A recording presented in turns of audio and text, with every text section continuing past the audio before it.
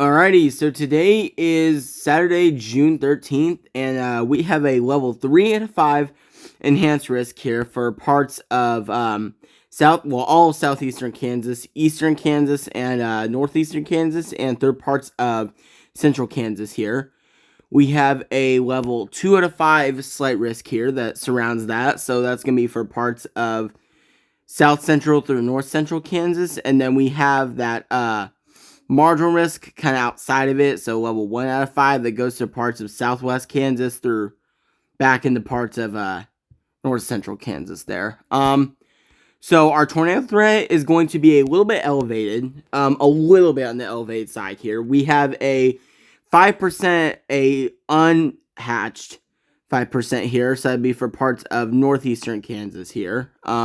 Likely going to be north of Kansas City there. The SIG 1,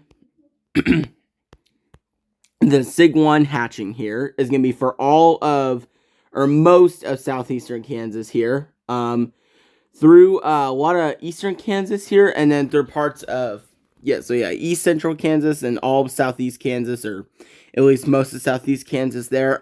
So that SIG 1 hatching there basically indicates a maximum intensity of EF-2 tornadoes possible today. Again, it should remain slightly on the lower side today, at least in some of these areas, but I definitely would not rule out maybe one strong tornado or two with today's setup today with the earlier storms that fire out ahead of our main cold front area today, which I will get into that here in just a little bit later on in the forecast. But anyway, our highest outstanding risk by far, well, I guess I forgot to highlight the 2%, but I mean, that's, okay, yeah, so yeah, we also have a 2% here for parts of south central through north central Kansas, but anyway, sorry, I guess I forgot to highlight that area there, but anyway, our highest risk by far today is our wind risk. We have a 45% SIG 1 hatched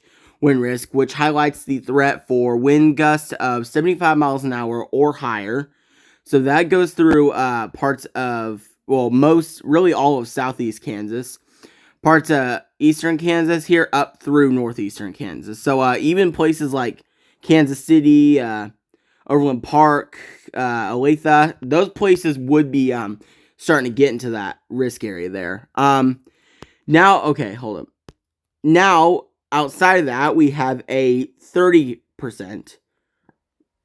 a 30% hatched risk here. Outside of that, for parts of still eastern Kansas, like south central to northeastern Kansas. And then we have a hatched, I think this is a hatched 10 or 15%. I kind of forget. 15%. There we go. So then we have a hatched 15% risk here for parts of south central Kansas here. We have an unhatched 15% risk here for parts of central, or kind of west, like central through north central Kansas, or south central through north central. And then we have just a low end 5% wind risk here for parts of kind of western Kansas there. Okay, so now to get into our hail risk. Our hail risk is actually a little bit on the elevated side, mainly in northeastern Kansas here. So we have a 30% hatched hail risk here. Okay, that's weird. I don't know why it just did that. Okay, anyway, back to our hail risk. So we have a 30% SIG 1 hatching on our hail risk here, which indicates the possibility for hail up to 2 inches in diameter, or about the size of a lime, or a hen egg, or whatever, a lemon hen egg, something. Anyway, so we have that 30% hatch risk up in northeast Kansas there. Then we have a 2% hatched risk surrounding that for parts of eastern Kansas, so east central through central Kansas up through north central Kansas even. In parts of northeastern Kansas there. And we have 5% risk kind of surrounding that, or 5% hatched. So this would be into parts of extreme southeastern Kansas here. Then then parts of central through north central Kansas and even south central Kansas. And then we have a just regular, of course, low end 5% unhatched risk surrounding that for parts of western Kansas. All right, so now we are going to dig into the actual forecasting details here. I don't know what happened. Okay, so as always, I like to start off with our mixed layer instability, our mixed layer cape here. So this is the ARRR run as of 8 a.m. this morning. As you can see, pretty low instability, just a pretty kind of high area of really just stable atmosphere throughout a lot of southern Kansas here. That would be most partly or most probably in due to the showers and storms and the dying mesoscale convective system that we got in the area last night. So that definitely washed out our atmosphere and at least stabilized it for the time being in these areas here. As we continue to go on, oh no, I don't want to play it. Okay, so I may need to use a different model. Hold on. Yeah, I'm going to need to use just one earlier. Okay, so let's see. So this is the ARRR run as of 7 a.m. this morning because the 8 a.m. one wasn't fully through. Anyway, so as we kind of go throughout the morning here, still lower instability here, even at about noon or so. We start to really fill in here about 4 o'clock or so, especially even again in southern Kansas, so even south central, really even in southeastern Kansas, we really have that cape filling in here.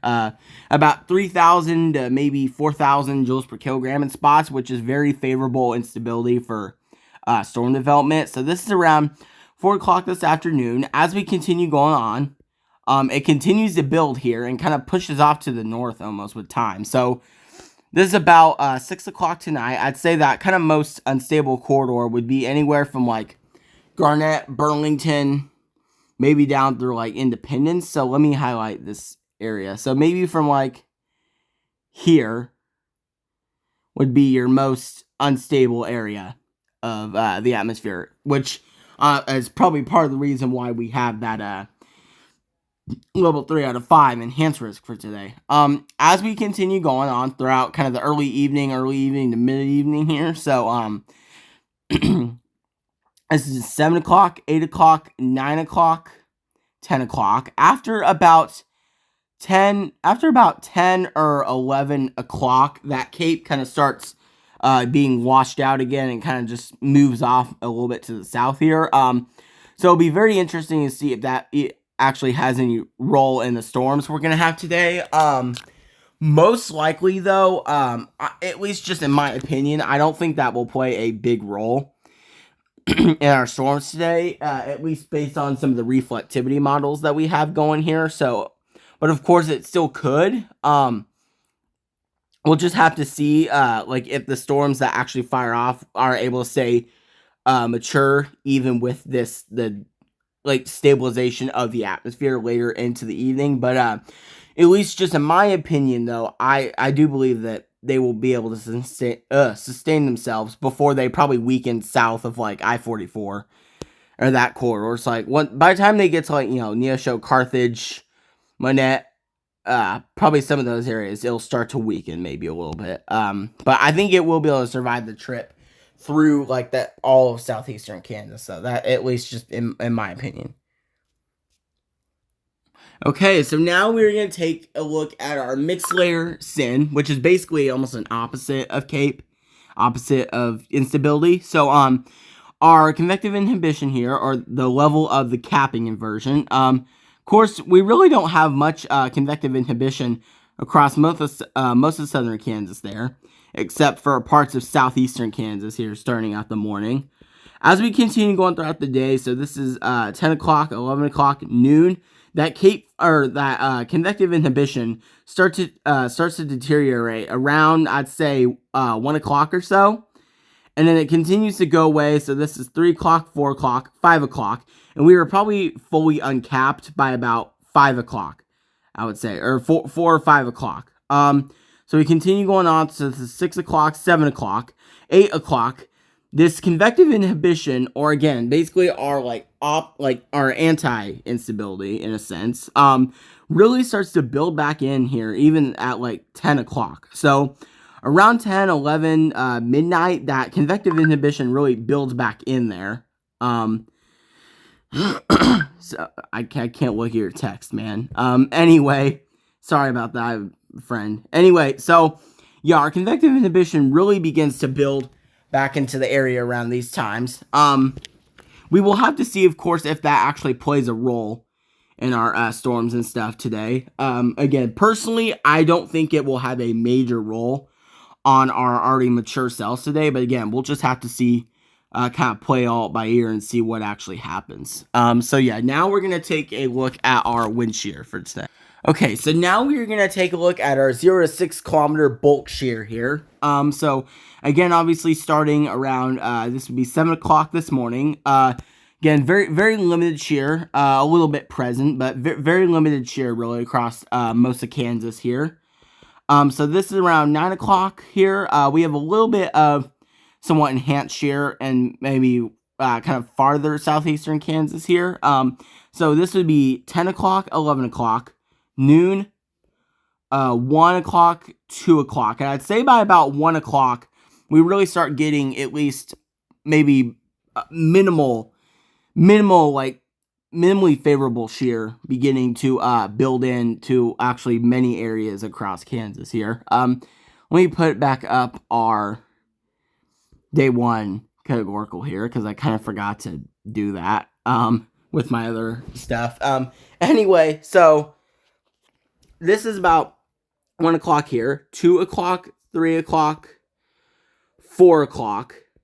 Hold up, yeah, 4 o'clock, 5 o'clock. By about 5 o'clock, we definitely start getting that shear, those shear readings into about 35 to maybe 45 knots in some areas, which once you start to get to about 35 knots, you kind of start having some maybe slightly more favorable shear there. So, of course, this is where our tornado threat would begin to probably come in here. Of course, you know, obviously anytime you really have supercells, you have the chance for tornadoes. But if you have favorable shear, of like 35 to 45, even upwards of 50 knots in some scenarios. But if you have that favorable shear, you can really get those winds to spin and change direction with height. And that's where you would start getting your supercell structures kind of in play here. But really, if you don't get at least like 30 at the most minimum to like 35 knots, you're likely not going to get supercells that way.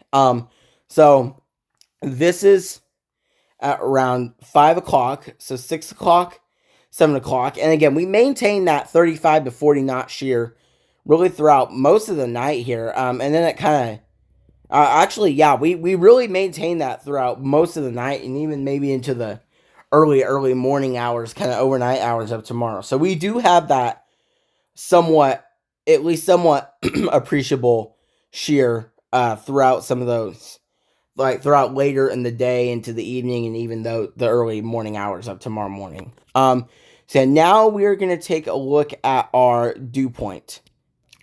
All right, so now we're going to look at our 2 meter, I believe this is 2 meter dew point. Again, same model run and everything. 7 o'clock this morning, we have decent dew points across most of the area, varying from about mid 60s in some spots to upwards of maybe low to mid 70s in some areas. When you start getting out kind of into western Kansas here, your dew points are definitely going to be a little bit lower here. So central western Kansas, those areas are going to be kind of maybe a little bit less moist, likely again from the storms that kind of came through from early morning hours this morning and last night. Again, as you continue on throughout the morning, this is 1 o'clock, 2 o'clock, 3 o'clock. We start getting dew points here. So this would actually be about 5 o'clock now, but we're starting to get dew points in some areas in southeast Kansas here, up to like 75, maybe 76 degrees Fahrenheit, which that is a very moist atmosphere. Again, dew point moisture content should not be a problem for storms today. That should not be an issue we should have very favorable moisture across the board here, and even throughout like the night here. So 7 o'clock, 8 o'clock tonight, 9 o'clock, 10 o'clock. Throughout most of the evening, I'd say we have appreciable moisture return in at least most of southeast Kansas here. So yeah, our categorical. So obviously our enhanced risk. Throughout even most of the enhanced risk. I say most of the enhanced risk at least, because there's some areas where our dew points are a little bit maybe more modest, but most of our enhanced risk, even into Missouri and Oklahoma and extreme northwestern Arkansas here, but most of our enhanced risk area, we do have favorable moisture return. Okay, so now the last thing we're going to take a look at is our reflectivity model for today. So again, everything model-wise same. 7 a.m. HRRR run here. As you can see, really not much going on here. So at around, this would be around 8 a.m. this morning. You can see kind of that dying mesoscale convective system here. That you kind of see maybe a little bit even of a bowing segment here, but that, again, that wouldn't have played too much risk there. This is just a very, very much weakening mesoscale convective system, or what was left of a Boeing Echo feature there. At around, so this is 9 o'clock, 10 o'clock, 11 o'clock, noon, 1, 2 o'clock. Around 2 o'clock, we get a few storms maybe trying to fire up in parts of our enhanced risk area here. It's like northeast Kansas and even northwest Missouri here. We do actually have maybe a little bit of a complex. This mesoscale convective system might actually try to strengthen here and over like areas like Springfield here, maybe Branson, parts of like northern Arkansas, maybe even. But we'll have to see. That could definitely pose a severe threat as we go on through about 3 o'clock, 4 o'clock or so. But and then that kind of goes out there and kind of bows out and does kind of almost splits off into two different segments there and kind of does its own thing there. But we're mainly focused on the Kansas side here. So let's kind of get back to the Kansas side here. So this is 2 o'clock here. We have a little isolated storm maybe trying to fire in far southwestern Kansas here. So this is 3 o'clock, 4 o'clock. Those storms probably weaken off. Now, I'd say our first real storms, at least for tonight's show, if you want to call it, I'd say those will fire off more likely around 5 o'clock or so. So we're going to have some storms probably firing off around, probably between like Garden City, Great Bend, Pratt, some of those areas. So we're going to have a few cells probably firing off somewhere in this area here. And those cells initially could be supercellular in nature. So these initial kind of discrete or semi-discrete supercells, these are going to be the ones that pose that tornado threat, because they will be more discrete and they won't be fighting each other for that storm energy. They'll be their own storms, and they'll be able to feed off of the energy much easier on their own, as opposed to an upscaled cluster of storms. So storms really begin to mature and start going up. This is about 6 o'clock tonight, so we're really starting to get storms around Great Bend, near Salina, down through even parts of northern Oklahoma here. So we really start getting those storms around 6 o'clock. Those will definitely pose at least that hail and damaging wind threat, probably. So this is 7 o'clock, 8 o'clock. They continue moving east. So this is kind of what I was talking about here, again, with that kind of semi-discrete discrete look.